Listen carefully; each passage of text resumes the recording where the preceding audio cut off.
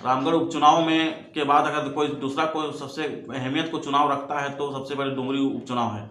और डुमरी उपचुनाव इसलिए महत्वपूर्ण है क्योंकि वहाँ सबसे हॉट सीट है। वहाँ के राज्य के शिक्षा मंत्री भी इस सीट से रह चुके हैं, 4 बार विधायक रह चुके हैं। उसके बाद भी ये चर्चा इसलिए विषय बन जाता है क्योंकि सहानुभूति का लहर है, और इस सहानुभूति को लहर को कैसे काटे, ये भाजपा और ये आंसू आपको ये मिलकर किस तरह के गठबंधन करके लोग वोटरों को लुभाने में लगे हैं। वोटरों को लुभाने का जरिया भी क्या है, अजीब है इन लोगों को। रामगढ़ उपचुनाव में हमने देखा था कि चूल्हा प्रमुख को जिस प्रकार लोग एकत्रित करके वोटरों को लुभाने का जो प्रयास चल रहा था वो चूल्हा प्रमुख के जरिए चल रहा था। आखिर इस चूल्हा प्रमुख है क्या? तो सबसे पहले समझिए कि चूल्हा प्रमुख 10 सदस्यों का एक टीम होता है, उसको एक प्रमुखता बना दिया जाता है, और उसी प्रमुखता को लीड करने के लिए यानी कि 10 घर के सदस्यों को लीड करने वाला एक चूल्हा प्रमुख होता है। आपको ये प्रमुख बनाने के दरमियान वो प्रमुख का जिम्मेदारी बनता है कि 10 चूल्हों को जिम्मेदारी एक चूल्हा प्रमुख के ऊपर होता है। और इसके लाभान्वित अगर बात करें, लाभ के बारे में बात करें, तो ये नेताओं द्वारा ये लाभ के फायदे बताते हुए कहते हैं कि आपको विधायक मद से 5 करोड़ की राशि, उसके 50% यानी कि 2.5 करोड़ की राशि आपको सालाना इस चूल्हा प्रमुख के में खर्च किया जाएगा, ताकि महिलाओं की रोजी रोटी चले और महिलाओं की गुजर बसर चले। इस तरह के बातों कहकर वोटरों को लुभाने का प्रयास करते हैं, लेकिन इसका हकीकत क्या है, इसकी तहकीकात क्या है, इसकी माजरा क्या है, आपको आज हम ये बता। पहले अगर बात करें चूल्हा प्रमुख की उत्पत्ति कहाँ हुई है, तो चूल्हा प्रमुख की उत्पत्ति सिल्ली विधानसभा से हुई है, जो सुदेश महतो का गढ़ रहा है। वहाँ वोटरों को लुभाने के लिए सुदेश महतो कामयाब हो चुके हैं, और वही फार्मूला आज रामगढ़ में अपनाया है, और वही फार्मूला अपनाने का प्रयास डुमरी विधानसभा में हो रही है। आपको बता दें कि सिल्ली में अमित महतो की विधायकी थी। वहाँ पे सुदेश महतो चुनाव हार गए थे। वो अपने प्रमुखता से सत्ता में लौटने के लिए जिस तरह के हथकंडे अपनाना चाहिए सुदेश महतो से सीखिए, क्योंकि चूल्हा प्रमुखों को लुभाने, उसका वोटरों को लुभाने के लिए चूल्हा प्रमुख एक महज जरिया था क्या कि जितने भी वोटरों बैंक है, प्रत्येक घर के सदस्यों को बनाकर एक चूल्हा प्रमुख चुन दिया जाता है। और चूल्हा प्रमुख इस प्रकार चुना जाता है कि अपने गांव टोले मोहल्लों को जो सबसे पहले लीडर टाइप का होता है उसे चूल्हा प्रमुख बना देते हैं, ताकि 10-15 घर को वो हैंडल कर सके। और ये झांसा दिला जाती है कि विधायक मद के 5 करोड़ की राशि, उसे 50% यानी कि 2.5 करोड़ की राशि हम इन चूल्हा प्रमुखों के ऊपर गुजर बसर करेंगे। वहाँ और ये प्रत्येक चूल्हा प्रमुखों के दायरे में जो दायरा होता है, उसका क्षेत्र होता है, उस दायरों में भी खर्चा होता है, विशेष राशि खर्चा की जाएगी। लेकिन आपको हम बता दें कि इस चूल्हा प्रमुखों का क्या महत्व है, क्या जरिया है, ये आपको सिर्फ कहने और छुपाए की बात ही है, वोटरों को लुभाने की बात ही है, ताकि आप चूल्हा प्रमुख के बंधनों में बंध जाए और सिर्फ एक विशेष पार्टी, एक विशेष वोटरों को, वोटर होने के नाते आप उसको वोट दे सके। आपको बता दें कि चूल्हा प्रमुख का क्या हाल है। हम सिल्ली विधानसभा की दूर की बात है, वहाँ भी 4 साल हो गए हैं, हम उनको नहीं मानते। आप तत्काल देखिए, रामगढ़ उपचुनाव हुआ, वहाँ वोटरों को इस प्रकार लुभाया गया कि बजरंग महतो के खिलाफ चूल्हा प्रमुखों को नेतृत्व के जरिए चूल्हा प्रमुख को बांध दिया गया, और चूल्हा प्रमुखों को इस प्रकार लुभाया गया कि प्रत्येक सदस्यों को चूल्हा प्रमुख के एक महज उनके विकास के इस प्रकार मतलब एजेंडा फेंका गया कि ताकि सब कुछ जो होगा अब चूल्हा प्रमुखों के जरिए होगा। ना पंचायत में वार्ड सदस्य की जरूरत होगी, ना पंचायत में सरपंच की जरूरत होगी, ना पंचायत में वार्ड सदस्यों की जरूरत होगी, व ना सरपंच की जरूरत होगी, ना मुखिया की जरूरत है, जिला परिषद की जरूरत होगी। सब कुछ होगा तो चूल्हा प्रमुख होगा। इस तरह के सपने दिखाकर जो भी विकास के कार्य करेगा वह चूल्हा प्रमुख करेगा। अब 5 करोड़ की राशि क्या 50% 2.5 करोड़ की राशि चूल्हा प्रमुखों को आवंटन करवा देना है? क्या यह संभव हो सकता है कि 5 करोड़ की विधायक राशि 2.5 करोड़ के चूल्हा प्रमुखों को दे देना, ताकि आपके गली मोहल्ले के प्रत्येक विकास से कार्य चूल्हा प्रमुख देखेंगे? आपको ये जानकर ये आश्चर्य होगा कि चूल्हा प्रमुख को अभी रामगढ़ में पूछने का कोई वजूद ही नहीं है। और चूल्हा प्रमुखों को पूछने का तक कोई जाता नहीं है, ना कोई वार्ड सदस्य, ना कोई मुखिया, ना कोई सरपंच, ना कोई जिला परिषद, ना कोई विधायक। चूल्हा प्रमुखों का इस प्रकार बेहाल हो गया है कि सिर्फ मात्र एक महज कार्यकर्ता बनकर रह गए हैं। चूल्हा प्रमुखों का आज कोई करतूत तो नहीं कह सकते हैं, चूल्हा प्रमुख का एक हम विचारापन कह सकते हैं, उनका चेहरा देख सकते हैं कि जाके वो आखिर चूल्हा प्रमुख है क्या।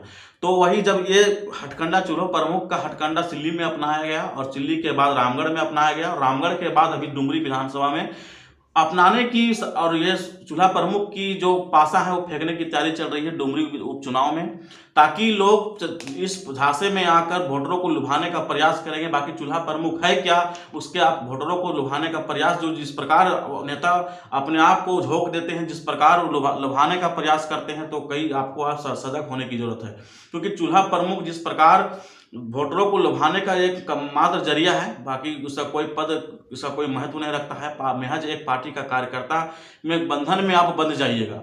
क्योंकि चूल्हा प्रमुख का हम विरोध इसलिए करते हैं कि इसका कोई महज कोई कार्यकर्ता नहीं है। और आंसू का बात, हम आंसू का जब खिलाफ इसलिए बोल रहे हैं ताकि आंसू का खिलाफ बोलना मेरा जायज है। आंसू का खिलाफ बोलना इसलिए जायज है क्योंकि हम बताते हैं कि जब से राज्य झारखंड राज्य बना है तब से आंसू तब से सत्ता में है, चाहे बीजेपी के साथ हो, चाहे जेएमएम के साथ हो, चाहे कांग्रेस के साथ, या तमाम जो जिस झारखंड में पार्टियां हैं उसके साथ गठबंधन में रही है और अपने आप को सत्ता में रखी है। चाहे कभी उप मुख्यमंत्री के रूप में, कभी चाहे कभी विधायक के तौर पर, तो कभी अगर महज झारखंड के सरकारों में उनका समर्थन हमेशा रहा है।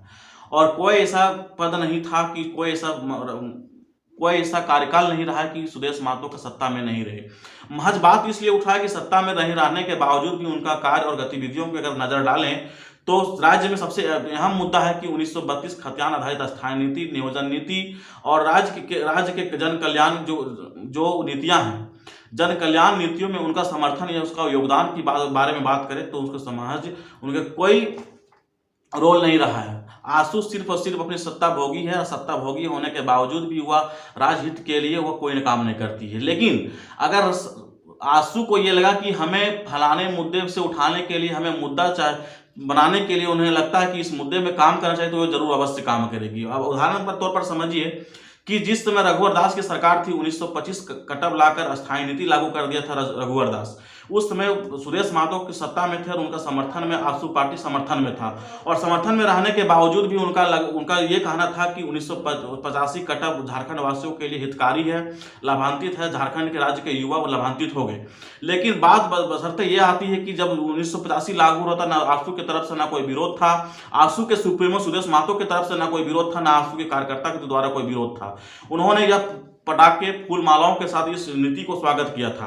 लेकिन बशर्ते जैसे राज्य में 1932 खतियान आधारित स्थायी नीति, नियोजन नीति के आदिवासी मूलवासियों अपना हक अधिकार जैसे ही मांगने का बीड़ा उठाई, जिस प्रकार ये जन आंदोलन बनकर खड़ा हो गया और आज राज्य के युवा जिस प्रकार आंदोलन मांग कर, जिस प्रकार अपने स्थायी नीति, नियोजन नीति, अपनी पहचान, हक अधिकार जिस तरह मांग करने लगे, तो कहीं ना कहीं आंसू को लगा कि नहीं, जिस प्रकार आंसू को लगा कि जिस प्रकार इस मुद्दे को लेकर हम 1985 कटअप को लगाते थे, अपने आप अपने वचनों के से बैक होकर फिर से दोबारा 1985 को कटअप को दरकिनार करके 1932 का स्थायी नीति मांग करने लगे। तो आपको ये बात समझ में आता है कि ये आखिर ये आंसू वाले हैं कौन? राज्य के हितकारी हैं, राज्य के ये सत्ता भोगी हैं, राज्य के कोई समस्या को उत्पन्न करने वाले हैं लोग। ये समस्या उत्पन्न करने वाले लोग हैं क्योंकि ये नहीं देखते हैं कि हमारे राज्य के हितकारी कौन है और हमारे राज्य के लाभान्वित करने वाले कौन, राज्य के युवा को हितकार करने वाले कौन है, हमारे आदिवासी मूलवासियों को हमारे हक अधिकार दिलाने वाले कौन है। क्योंकि भाजपा का जिस प्रकार राज्य में जिस प्रकार सत्ता रहा है, जब से झारखंड अलग हुआ है, भाजपा का कहीं ना कहीं सबसे ज़्यादा राज करने वाली पार्टी है। और राज करने वाली पार्टी है झारखंड राज्य में उनकी नीतियाँ क्या रही है, क्या स्पष्ट रही है, अभी तक स्पष्ट नहीं हो पाया है। क्योंकि ना ये स्थायी नीति की कोई बढ़िया मजबूत स्थायी नीति का समर्थन करते हैं, ना कोई स्थायी नियोजन नीति का बढ़िया से बनाने का मांग करते हैं। कभी रघुवर दास आती है तो 60-40 में बांट देती है, कभी 60-40 में बांट देती है, कभी 11-13 जिले में बांट देती है। क्या लगता है कि जिस प्रकार 60-40 नियोजन नीति की जो मांग हो रही है, क्या लगता है कि हेमंत सोरेन के द्वारा बनाई गई नीति है? नहीं, बिल्कुल ये रघुवर दास द्वारा बनाई गई नीति जो 11-13 के जिले में बांट कर चले गए और 60-40 नीतियों में बांट चले गए। ये हेमंत सोरेन की बनाई गई नीति नहीं है। हेमंत सोरेन की गलती यह है कि इन नीतियों के खिलाफ नहीं, ये नीतियों के पक्ष में चल रहे हैं, बस वही उनका गलती है। असल में ये मायने, ये मुद्दे, ये स्थायी नीति, ये नियोजन नीति, ये नीतियां थी रघुवर दास की भाजपा के शासित सरकार की थी। लेकिन बात रहा कि आंसू सुप्रीमो सुदेश महतो को जो ये फंडा अपना रहे हैं चूल्हा प्रमुखों की, इस बात के फंडा को समझने की जरूरत है, क्योंकि राज्य के में जब जब चुनाव आता है ये लोग कोई ना कोई फंडा, कोई ना कोई नीतियां लेकर आते हैं, कभी चूल्हा प्रमुख के नाम पर, कभी एजेंडों के नाम पर, कभी अन्य मुद्दों को नाम को लेकर। आखिर राज्य के युवा इस प्रकार नेताओं को कब तक समझेंगे, बस यही मेरा मकसद था। और इस चूल्हा प्रमुख से कम आपको सबक सीखने की जरूरत है, खास करके डुमरी विधानसभा के युवाओं को, डुमरी विधानसभा के वोटरों को। आपको यह समझने की जरूरत है कि ये फंडा सिल्ली में अपनाई जा चुकी है, ये फंडा रामगढ़ में अपनाई जा चुकी है, ये फंडा अभी डुमरी विधानसभा में भी अपनाई जाएगी। और आपको ये लगता है कि चूल्हा प्रमुख की अगर कोई विशेषता है, कोई बहुत सी लाभ होने वाला है, तो आप सिल्ली जाकर देख सकते हैं, आप रामगढ़ में जाकर देख सकते हैं। हमने रामगढ़ में ग्राउंड जीरो से रिपोर्टिंग किया है और चूल्हा प्रमुख की नीतियों को सिर्फ प्रमुखता से देखिए, कई बारीकियों से देखिए। इसमें कोई लाभ नहीं है, सिर्फ एक महज एजेंडा है, आपको पार्टी के कार्यकर्ता बनाकर छोड़ दिया जाएगा, ताकि आप पार्टी से जुड़े रहें, 10 लोगों को जुड़े रहें, ताकि आप नेताओं को इस विशेष पार्टियों को लेकर कोई वोटरों का लाभ मिलता रहेगा, बाकी जोहार रहेगा। वही ऐसी झारखंड में अगर वोटरों को लुभान्वित करने वाली कोई भी नीतियां आएगी तो हम आपसे अवगत कराएंगे, चाहे भाजपा हो, चाहे कांग्रेस हो, चाहे जेएमएम हो, चाहे अन्य कोई झारखंड की राज्य की पार्टियां हो। हमें झारखंड के वोटरों को हमें शोषित हुए होते नहीं देख सकते हैं, उन्हें बुर्बक बनते नहीं देख सकते हैं। बस मेरा मकसद था कि आपको इस नीतियों से खिलाफ, जो आपको इस नीतियों को जो सच्चाई आपके सामने रखें, बाकी जोहार रहेगा। जय झारखंड, जोहार झारखंड।